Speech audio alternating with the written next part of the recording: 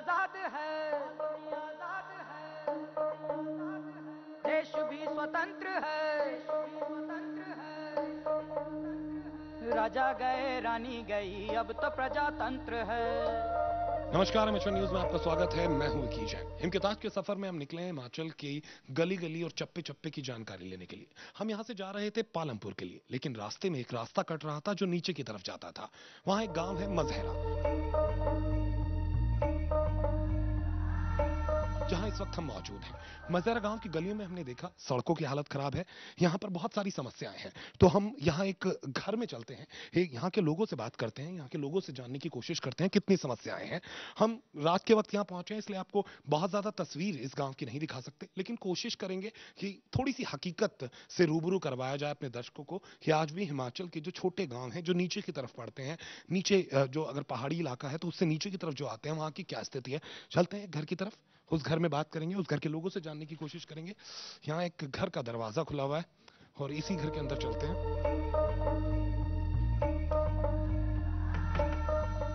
नमस्कार भाई साहब। नमस्कार। नमस्कार जी। और इस वक्त हम मौजूद हैं, मैं आपसे आपका नाम जानना चाहता हूँ। मेरा नाम रमेश है। रमेश जी प्लीज आप बैठिए, हम भी आप ही के साथ बैठेंगे यहीं पर।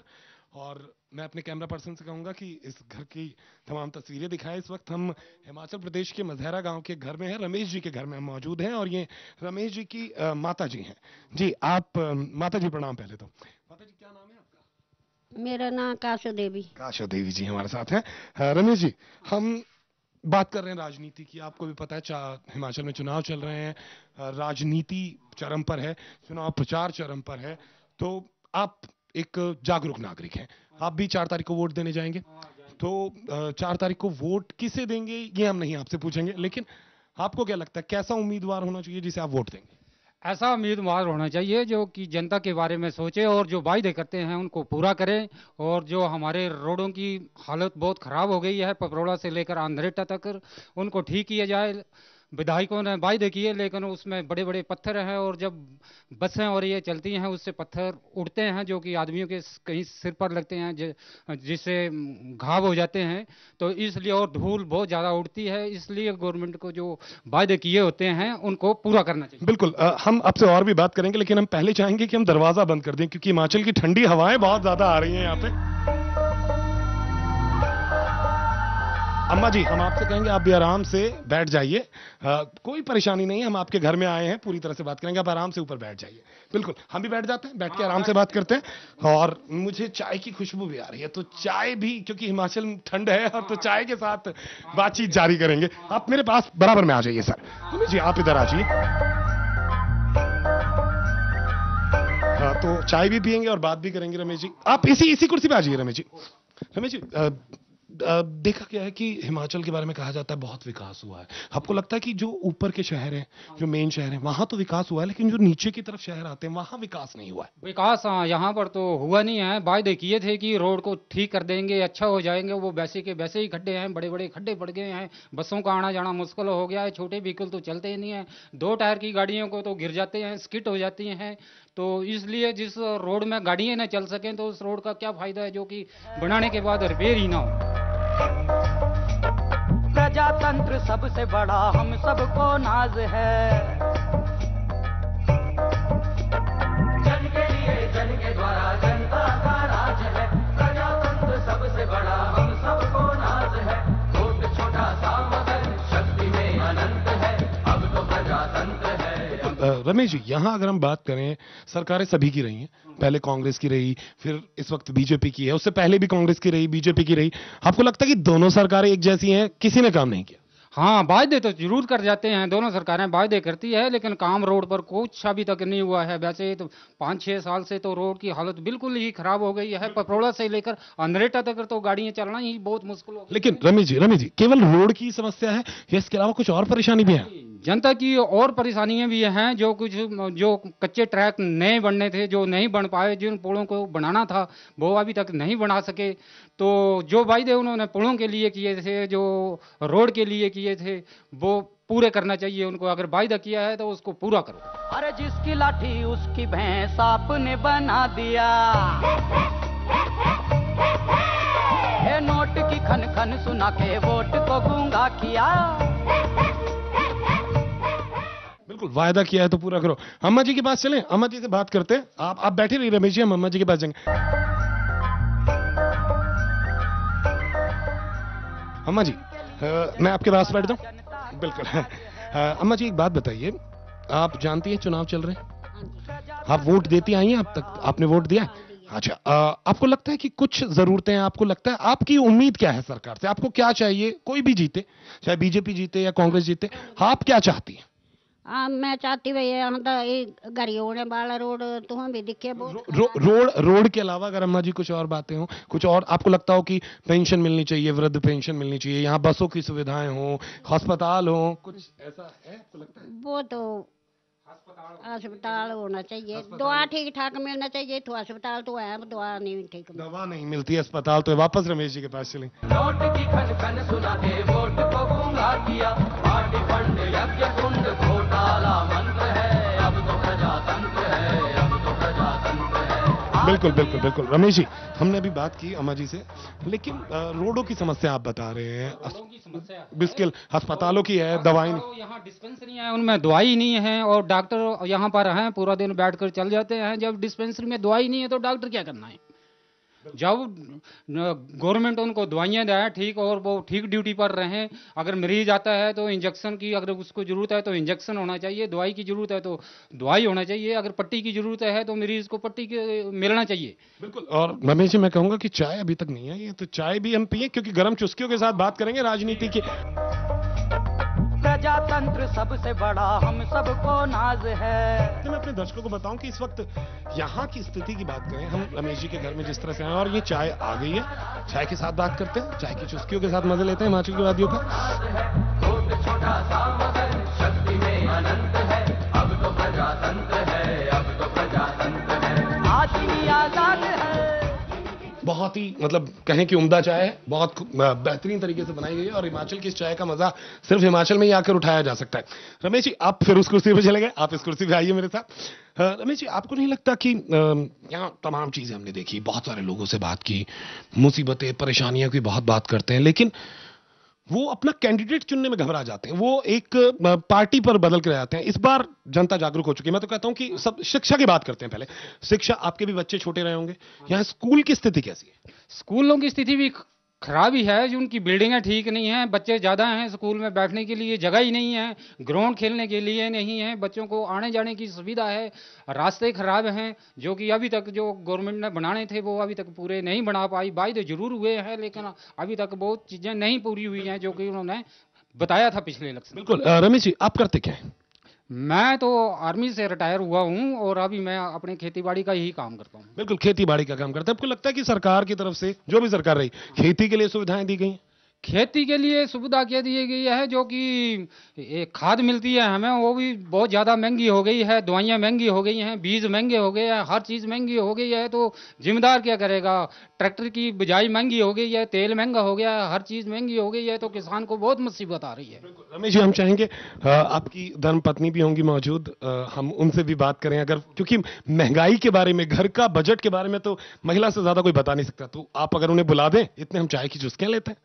बिल्कुल, इतने हम एक चाय की चुस्कियों के साथ राजनीति की बातें कर रहे हैं। यहाँ मैंने आके देखा है कि तमाम चीजें, तमाम सुविधाएं यहाँ पर हैं, लेकिन फिर भी लोग खुश नहीं हैं। आप देख सकते हैं रमेश जी का परिवार यहाँ बरसों से रह रहा है, आर्मी से रिटायर्ड है रमेश जी, और महंगाई की भी बात कर रहे हैं, परेशानी की भी बात कर रहे हैं, रोडों की भी बात कर रहे हैं, यहाँ पर कितनी समस्याएं हैं उनकी भी बात कर रहे हैं। आखिर इन समस्याओं का हल क्या है? आखिर सरकारें वादे कर जाती है जो जनता कहती है, लेकिन हकीकत में वो वादे पूरे ही नहीं होते। आज इस घर में आके मुझे भी यकीन हो चला है, और आपको भी हो गया होगा, कि यहाँ की जनता क्या चाहती है, यहाँ की जनता की उम्मीदें क्या है। यहाँ की जनता चाहती है जो वादे किए जाएं वो पूरे हों, रोड ठीक हो, यहाँ पर अगर अस्पताल हो तो उसमें दवाइयां हो। और मुझे लगता है रमेश जी के साथ वो अभी आ रही हैं, शायद टीवी के आगे आने से थोड़ा सा मुझे लगता है कि जो धर्मपत्नी रमेश जी की, वो थोड़ा सा घबरा रही हैं, लेकिन उनसे बात करेंगे, क्योंकि आज जनता अगर अपने मन से डर ही दूर नहीं करेगी तो अपना निर्भीक और सही उम्मीदवार नहीं चुन पाएगी। और हमारी यही उम्मीदें होती हैं, एक सही, निर्भीक और सही उम्मीदवार चुना जाए जो वादे पूरे करे। जन के लिए, जन के द्वारा, जनता का राज है, प्रजातंत्र सबसे बड़ा हम सबको नाज है, वोट छोटा सा मगर शक्ति में अनंत है, अब तो प्रजातंत्र है, अब तो यहाँ जब रास्तों से हम आ रहे थे, हम अपने दर्शकों को बताएं, रोड पूरी तरह से खराब है, हमने यहाँ पर देखा कि दूर दूर तक कुछ नहीं है, किसी तरह की लाइट की व्यवस्था नहीं है। यहाँ पर किसी तरह की कोई ट्यूबलाइट नहीं जल रही है, रास्तों पर कोई लाइट नहीं है। इतने खतरनाक मोड़ हैं इन रास्तों में कि अंधेरे में कोई गाड़ी गिर भी सकती है, एक बड़ा हादसा हो सकता है। लेकिन उसके लिए आज तक कोई सवाल नहीं उठाए गए, कुछ सोचा नहीं गया सरकारों की तरफ से। आ रही है, शायद हम भी इंतजार करने, इतने एक और चाय की चुस्की लेते हैं। रमेश जी आप भी चाय लीजिए, रमेश जी आप भी चाय लीजिए, आप हमारे साथ बैठिए। बिल्कुल बिल्कुल। हिमाचल गवर्नमेंट ने जो है 6 सिलेंडर साल के इशू किए हैं कि 6 सिलेंडर जो हैं एक राशन कार्ड पर मिलेंगे। तो ये आदमियों का जो 7-8 आदमी खाने वाले हैं उनका 6 सिलेंडर से कैसे साल में काम चलेगा। बहुत सब्सिडी के जो पहले सिलेंडर मिलते थे अभी 6 कर दिए हैं गवर्नमेंट ने। तो 6 सिलेंडर से तो परिवार का चलना मुश्किल है। और जो शहरों में रहते हैं जो कि गैस पर ही निर्भर है उनका काम तो बिल्कुल ही नहीं चलेगा। बिल्कुल, आप आर्मी में रह चुके हैं, डिसिप्लिन होता है आर्मी के अंदर, और आर्मी के अंदर आप जो करना चाहते हैं, देश की सुरक्षा के लिए लड़ते हैं। आपको लगता है कि आर्मी में इतने साल देश के लिए दिए, लेकिन आज आप जब आर्मी से रिटायर होकर आप अपने गांव पहुंचते हैं तो वो कहते हैं कि जिसने अपने देश की आजादी, देश की सुरक्षा के लिए इतने साल दिए, उसे वो सुविधाएं नहीं मिल रही, तो दुख होता है। क्योंकि आर्मी से रिटायर्ड लोगों के लिए भी कुछ खास योजनाएं चलाई गई, क्या आप तक पहुंची आज तक? हाँ, अभी तक तो कोई नहीं। ये भी इसमें फैसला हुआ था कि वन पेंशन वन रैंक हुई है, लेकिन अभी तक कोई नहीं हुआ। जो कि वायदा हुआ जरूर है, लेकिन अभी तक कुछ नहीं लगा। आर्मी ऑर्डनरी सुविधार के लिए बोला था कि बराबर पेंशन मिलेगी, वो अभी तक कुछ गवर्नमेंट ने अभी तक कुछ नहीं किया और ना मिली किसी को। बिल्कुल रमेश जी, आपके दरवाजे पर अगर कोई नेता, जैसे हम मीडिया वाले जबरदस्ती आपके घर में घुस आए, अगर कोई नेता पहुंचता है तो क्या पूछेंगे आप उससे? हम उससे पूछेंगे कि आप जो वायदे करते हैं उनको पूरा क्यों नहीं करते हैं। अगर वायदा करना है तो उसको पूरा करो, उस काम को पूरा करो, जनता को दिखाओ ताकि अगले 5 साल में भी आपको वोट मिल सके। लेकिन ऐसा कुछ होता ही नहीं है। यानी कि नेता इन गांव में आते ही नहीं नीचे? आते हैं, सिर्फ वोट के समय आते हैं, और जब वोट में वो सक्सेस हो जाते हैं उसके बाद आते ही नहीं है। मतलब यहाँ पर शक्ल भी नहीं दिखाते हैं, बस एक बार गायब नहीं दिखाते हैं। वो वायदे बूदे वो वैसे के वैसे ही रह जाते हैं। और जब वोट 5 साल में हो जाते हैं, 5 साल में कोई किसी को नहीं बोलता है। अगर फोन करे तो स्विच ऑफ मिलता है, बोलते हैं शिमला गए हैं, दिल्ली गए हैं, कहाँ गए हैं, और 5 साल में वो अभी तक कोई नहीं आता है। बिल्कुल, मुझे लग रहा है कि हमें जो है उनका इंतजार करने के लिए किचन में जाना पड़ेगा, क्योंकि आ नहीं रही है बाहर। कोई बात नहीं, हम एक काम करते हैं, बस एक छोटी सी एक बात उनसे कर लेते हैं, क्योंकि महिलाएं घर चलाती हैं, महिलाओं की जितनी समस्याएं होती हैं वो होती हैं। महिलाएं रसोई में खाना बनाती हैं, गैस की जरूरत महिलाओं को होती है, गैस की जरूरत तमाम लोगों को होती है। और हम उम्मीद करते हैं कि सच्चाई यही है, हकीकत यही है, मुद्दे यही हैं। यहाँ ना बहुत सारे भ्रष्टाचार के मुद्दे हैं, ना बहुत सारे शिक्षा के व्यापार के मुद्दे हैं जो पार्टियां एक दूसरे पर आरोप प्रत्यारोप लगा रही हैं, वार पलटवार कर रही हैं। यहाँ मुद्दे बहुत छोटे छोटे हैं। यहाँ मुद्दे हैं अस्पतालों के, यहाँ मुद्दे हैं रोड के, और यहाँ मुद्दे हैं छोटी छोटी समस्याओं की, जो उनकी जरूरतें हैं वो पूरी करने के। और इसी उम्मीद के साथ हम इस घर से अलविदा लेते हैं, क्योंकि शायद जो हमारे साथ इस घर की जो महिला है, गृहिणी है, वो शायद टीवी पे आने से पहले थोड़ा सा घबरा रही हैं। लेकिन हम उम्मीद करते हैं कि रमेश जी, कोई बात नहीं, वो थोड़ा सा शर्मा रही हैं, हम उनसे बात नहीं करते। बहुत बहुत शुक्रिया रमेश जी। एक आखिरी सवाल मैं आपसे चलने से पहले इस घर से जाना चाहूंगा कि आप कैसा उम्मीदवार चाहते हैं? कैसा हो? वादे पूरे करें ऐसा तो हो, उसके अलावा उसमें क्या खास हो? उसमें एक खासियत होना चाहिए कि जो लोगों को बताता है उस काम को पूरा करना चाहिए। और फिर भी जब वो सक्सेस हो जाते हैं, वोट में सफल हो जाते हैं, उसके बाद लोगों से मिलना चाहिए, क्या उनकी तकलीफें हैं, समस्या हैं, उनको पूरा करना चाहिए। और जो स्कूल हैं, विद्यार्थी हैं, कैसे आते हैं, कैसे जाते हैं, बिल्डिंग उनके लिए बैठने के लिए पूरी है या नहीं है, ये पूरी चीज़ें उस विधायक को देखना चाहिए। ये अगर नहीं है तो उसमें गवर्नमेंट से पैसे की डिमांड करके पैसा लाकर उस जो वहाँ पर त्रुटि है उस हिस्से को पूरा करना चाहिए। बिल्कुल रमेश जी, बहुत बहुत शुक्रिया हमसे बातचीत करने के लिए। हम उम्मीद करते हैं, और आपका रात के वक्त हमने बहुत समय खराब किया, उसके लिए क्षमा भी मांगते हैं। हम जी, हम आपसे भी इजाजत चाहेंगे, चलेंगे यहाँ से, और साथ साथ अपने दर्शकों को ये बताएंगे कि अब इस घर से, यहाँ से चलते हैं, कुछ और लोगों से बात करेंगे। लेकिन यहाँ थोड़े दरवाजे छोटे होते हैं हिमाचल प्रदेश के, इसलिए सरों पर लग जाते हैं, लकड़ी के घर बनाए जाते हैं।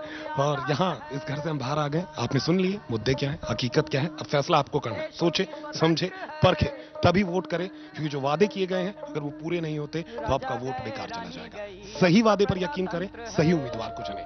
मैं एमएचओएन न्यूज के लिए विकी जैन, अपने कैमरा पर्सन आदित्य और अमित के साथ मेहराज।